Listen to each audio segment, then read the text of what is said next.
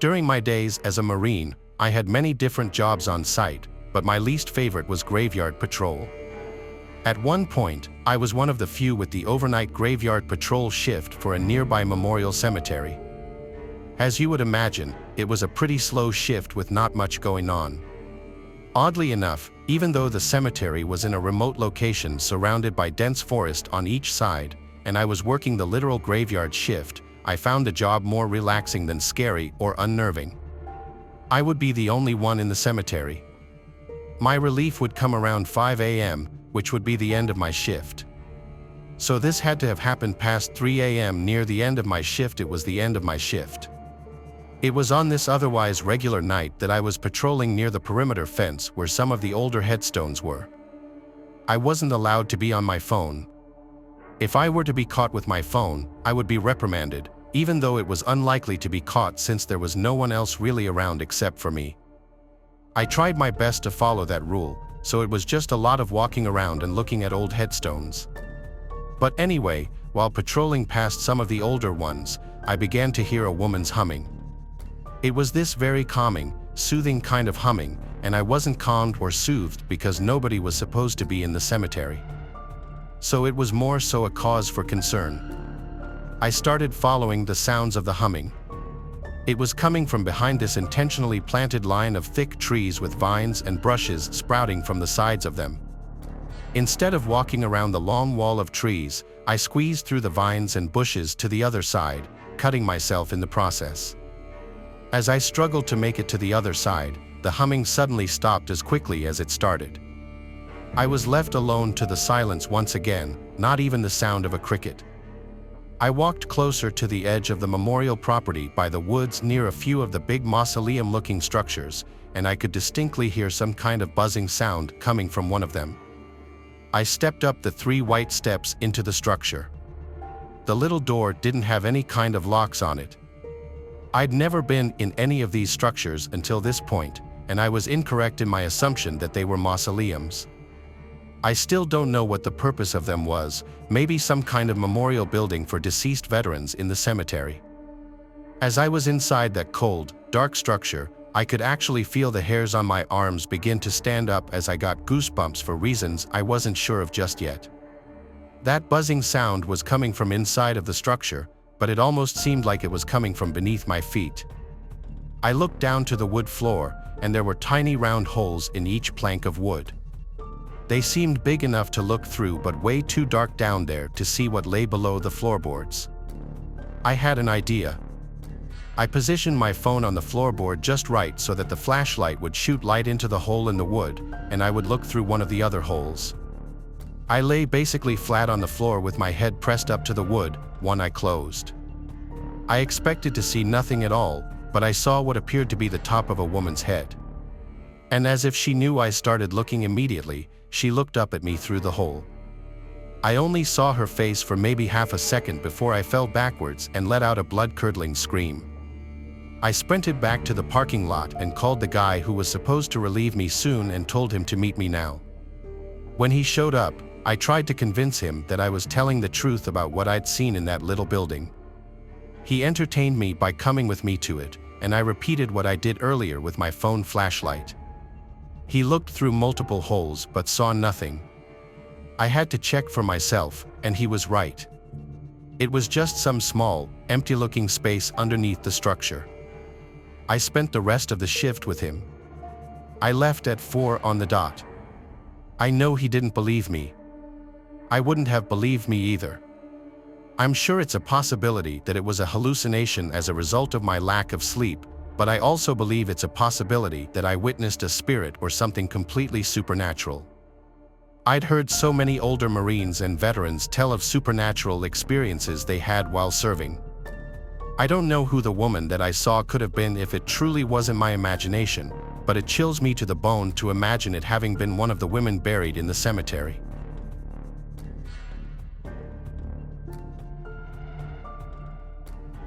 That was near the end of my first tour of Iraq, from November 2006 to August 2007. It was July. We were RVing with Iraqi police, with the majority of our platoon sitting idle in the surrounding area on our M1151S.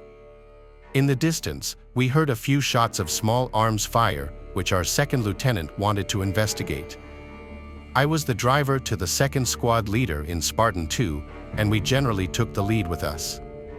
Our platoon, which was undermanned with 2 squads instead of 3 or 4, rolled out with 2 additional Iraqi army trucks and 2 Iraqi police trucks towards the suspicious gunfire outside the main village.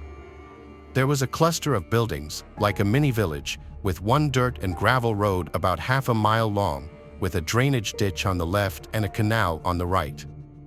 This is where leadership failed on a few counts. First, air drone recon was called and responding, yet we did not wait for recon to proceed. Second, dirt and gravel roads are avoided as much as possible because of the ease with which IEDs can be placed and hidden. Third, a secondary road was located but had clearly been intentionally blocked, making the main road suspicious and even more dangerous. Lastly, upon proceeding down the road, the Iraqi police escort claimed that we were going into an al-Qaeda stronghold and promptly abandoned the convoy, which was ultimately ignored by the 2LT. An Iraqi army Humvee took point next to my truck, and another Iraqi truck with the remaining 7 US trucks proceeded down this road. Roughly halfway down, the lead truck stopped for some reason without radio contact. We had no idea why until I moved to the side a bit and saw a ditch across the road blocking safe passage forward. My squad leader got out to get some word with the Iraqis ahead and immediately jumped back in his seat. At that same moment, we came under small arms fire. He jumped back in, yelling about being shot at. Outside my driver's window, I saw 3 men pop up from tall grass about 50 meters directly beside my truck, firing AKs. My gunner called out a bongo truck to the frontier of the village with a mounted dushka, which is like a huge Russian version of a .50 cal. This was a typical L-shaped ambush, and I was front and center.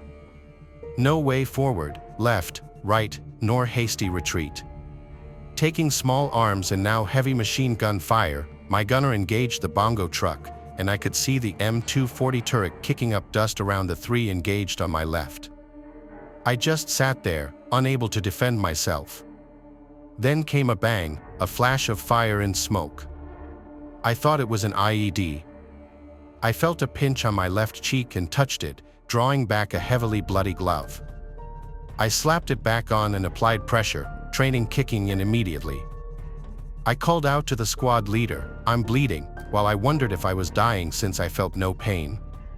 Unbeknownst to me, the time the fire suppression system had activated, the heavy gas made her voice sound super low, like the opposite of helium. It was like a movie betrayal in slow motion, and my senses were all messed up.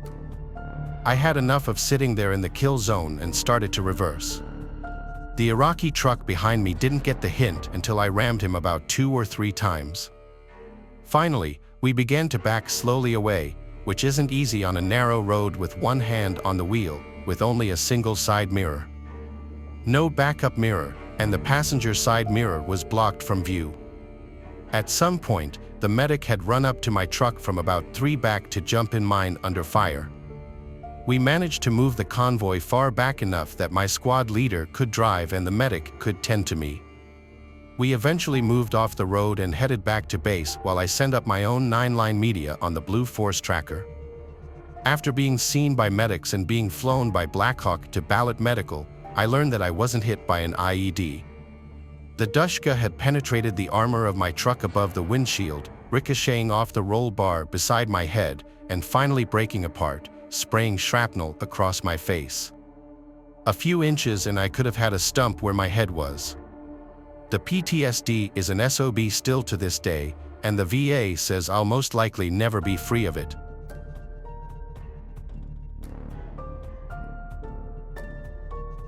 I haven't told my story to many people except for my wife and a few other of my close friends. It happened while I was stationed in the Army as a radio operator during the Vietnam War, and I haven't forgotten it to this day. I was a young recruit, freshly drafted out of high school, and I didn't know much about the war. I had no idea what I was getting into or what it was all for, but what I did know was that I had a duty to my fellow servicemen. We arrived on a Friday evening and got loaded onto many buses to be taken to our barracks.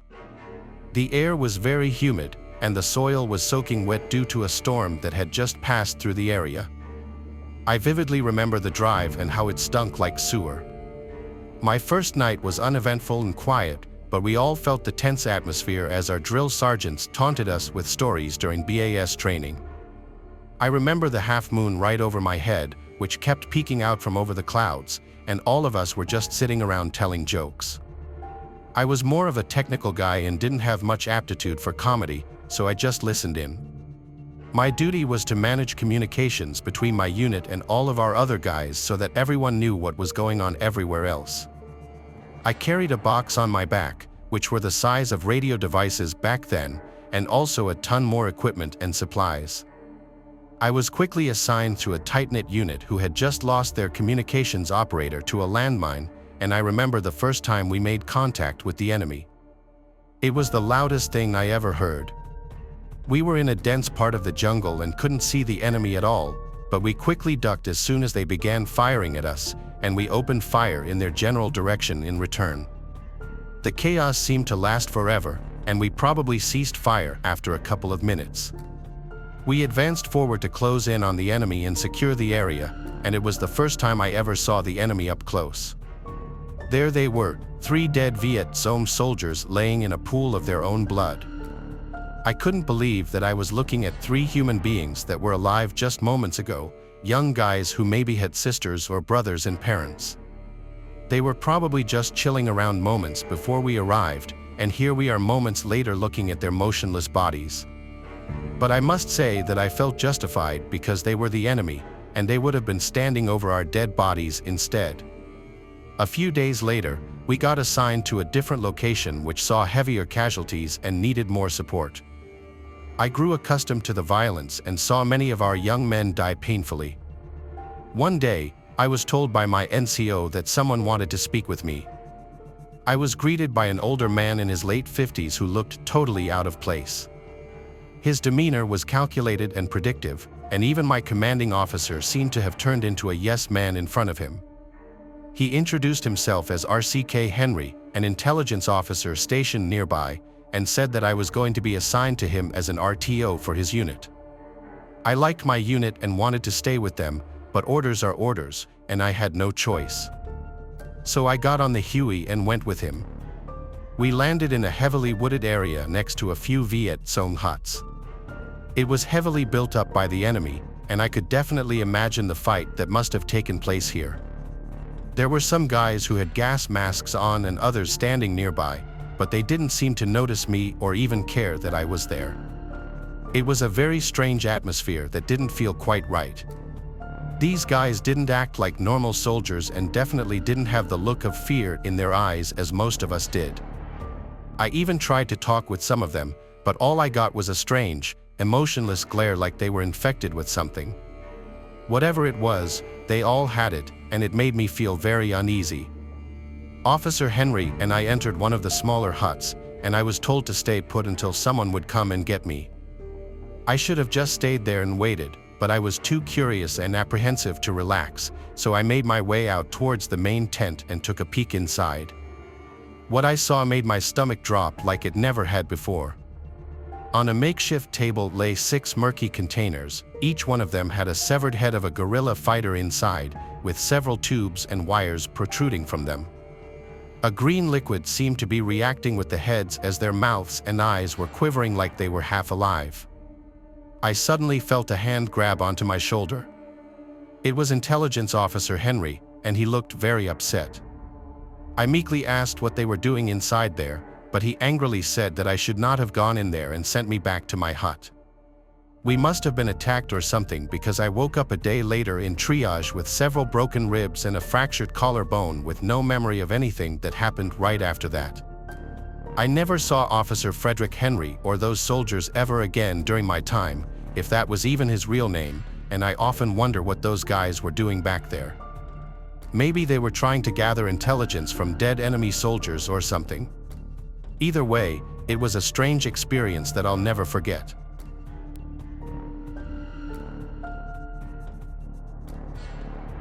On September 2nd of 1944, as dawn broke over the Pacific Ocean, a group of U.S. Navy airmen serving aboard the USS San Jacinto climbed into their planes and took to the skies. They were based on one of the many American aircraft carriers which now dotted the eastern Pacific, and their destination was the tiny island of Chichijima, located around 800 miles from the Japanese mainland. Imperial forces had established a small naval base on Chichijima way back in 1914. By September of 1944, the island had become their primary communications hub for the entire Pacific theater. This meant the Japanese High Command saw fit to place a sizable garrison on Chichijima, and by the time of Pearl Harbor, around 4,000 Japanese soldiers and sailors called the island home. In addition, Chichijima's military garrison boasted a small seaplane base, a large communications array, and various gunboat, subchaser, and minesweeping units. The garrison also included a heavy artillery regiment, a formidable defense against American warships, so naturally, the U.S. Navy was only too keen to eliminate it.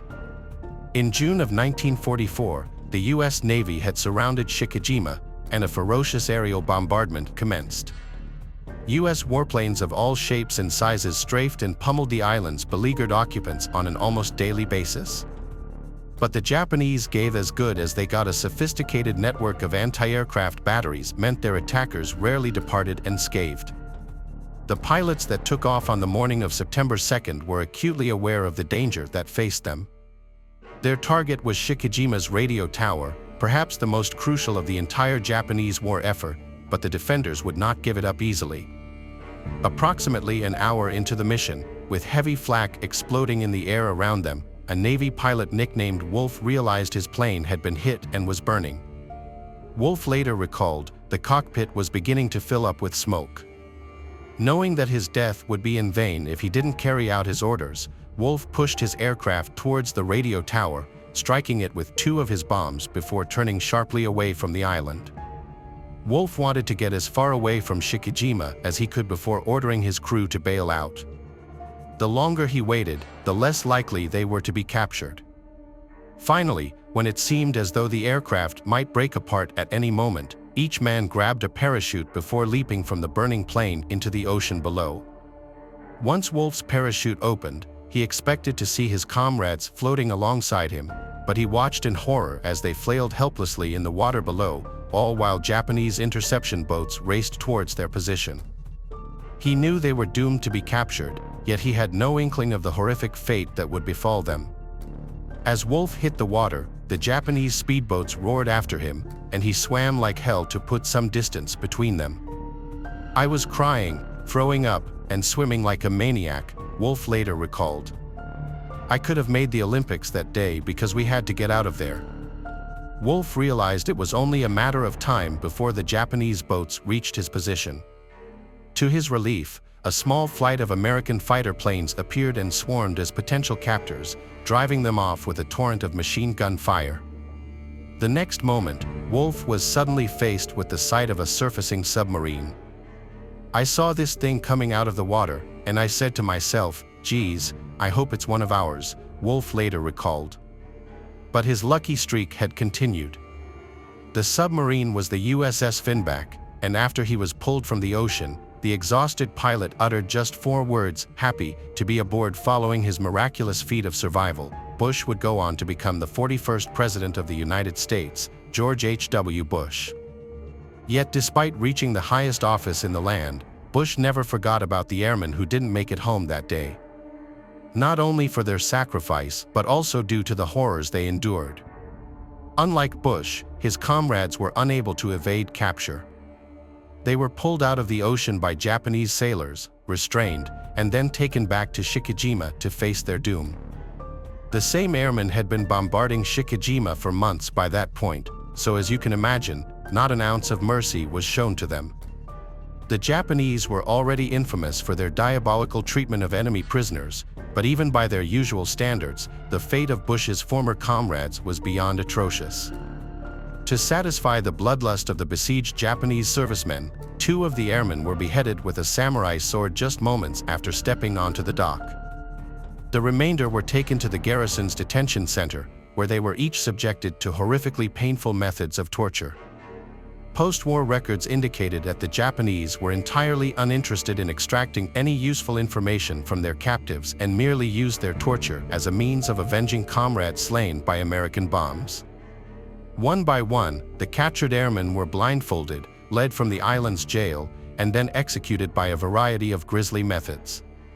The plane's radio operator was reportedly forced to dig his own grave before he was blindfolded and beheaded. A mechanic was stabbed to death over the course of hours, with his executioners using nothing but sharpened bamboo sticks as spears. Another was beaten to death with a wooden club, with his executioner careful to start with the man's legs so he'd feel every bone in his body breaking before the killer blow was finally delivered. What occurred that day is almost too terrifying to conceive, but the truth was, the horror had only just begun. By September of 1944, Chichijima had been under siege for months on end. A deadly combination of U.S. submarines and airborne torpedo bombers resulted in less and less food making it to the island, meaning the Japanese garrison was on the verge of starvation.